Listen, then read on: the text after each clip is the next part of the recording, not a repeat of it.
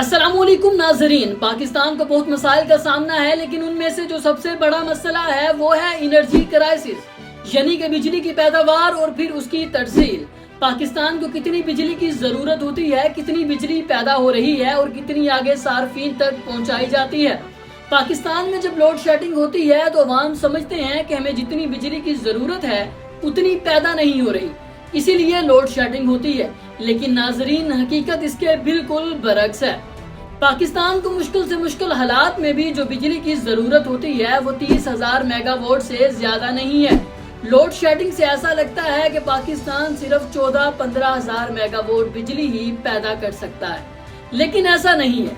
पाकिस्तान की जो बिजली पैदा करने की कैपेसिटी है, जो सलाहियत है, वो 40,000 मेगावाट से ज्यादा है। यानी पाकिस्तान को जरूरत 30,000 मेगावाट की है और पाकिस्तान 40,000 मेगावाट बिजली पैदा कर रहा है। तो फिर सवाल ये है कि लोड शेडिंग क्यों होती है। पाकिस्तान में लोड शेडिंग की बड़ी वजह है सार्फिन तक बिजली पहुंचाने का निजाम।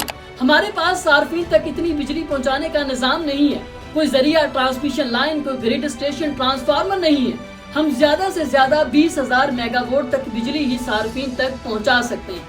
फिर एक अहम सवाल बनता है कि अगर सिस्टम हमारा 20,000 मेगावाट का है, जो सिस्टम है वो 20,000 मेगावाट बिजली आगे पहुंचा सकता है, तो फिर हम 40,000 मेगावाट बिजली क्यों पैदा कर रहे हैं। इस बात पे फोकस कीजिएगा कि हमें 30,000 मेगावाट की जरूरत है। हमारी तरसील के सिस्टम के पास जो पावर है वो 20,000 मेगावाट है और हम पैसे 40,000 मेगावाट बिजली के दे रहे हैं। तो नाजरीन, ऐसा क्यों है? ये सब कुछ एक गलत पॉलिसी की वजह से है। पाकिस्तान में ये गलत पॉलिसियां 90 से चलती आ रही हैं, जब पाकिस्तान में IPPs को लाया गया था। अब ये IPPs क्या है? IPPs यानी कि इंडिपेंडेंट पावर प्रोड्यूसर्स, ये वो प्राइवेट कंपनीज हैं जो अपनी फैक्ट्रियां लगाती हैं, उनके जरिए से बिजली पैदा की जाती है, फिर वो बिजली नेशनल ग्रिड स्टेशन को दी जाती है और वहां से फिर सार्फिन तक ये बिजली पहुंचाई जाती है। अब जो असल मसला है वो है मुआहदे का। जब एक कंपनी लगती है तो उससे मुआहदा होता है।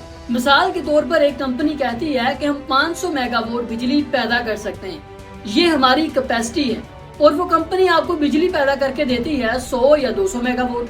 कंपनी का ये भी मुआहदा होता है कि अगर आप हमसे बिजली ना खरीद सके या आपकी जरूरत कम हुई तो पैसे हम आपसे अपनी कैपेसिटी 500 मेगावाट के हिसाब से ही लेंगे। यानी अगर आपको 200 मेगावाट बिजली की जरूरत है तो आप हमें पैसे हमारी कैपेसिटी के मुताबिक ही देंगे, जिसे कैपेसिटी पेमेंट बोलते हैं।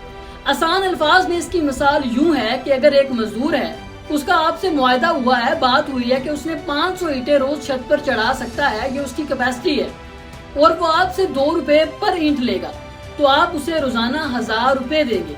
तो अगर वो 1 या 2 दिन तो 500 ईंटें चढ़ाता है, लेकिन बाद में वो कहता है कि मुझसे 250 या 200 ही चढ़ पाएंगी, लेकिन आपको पैसे उसकी कैपेसिटी 500 ईंटों के हिसाब से ही देने पड़ेंगे, क्योंकि आपका मुआहदा हुआ है। तो आप खसारे में जाएंगे, आपको लॉस हो जाएगा। ये मुआहदे करते टाइम पाकिस्तान से बड़ी ज्यादती की गई है। इन मुआहदों की वजह से पाकिस्तान पर IPPs का 5 ट्रिलियन से ज्यादा कर्जा चढ़ गया है। इन पैसों के अंदर जो रुपए हमने कैपेसिटी पेमेंट के देने हैं, यानी वो पैसे जो बिजली हमने खरीदी नहीं है उसके देने हैं, वो 2 ट्रिलियन रुपए से ज्यादा है।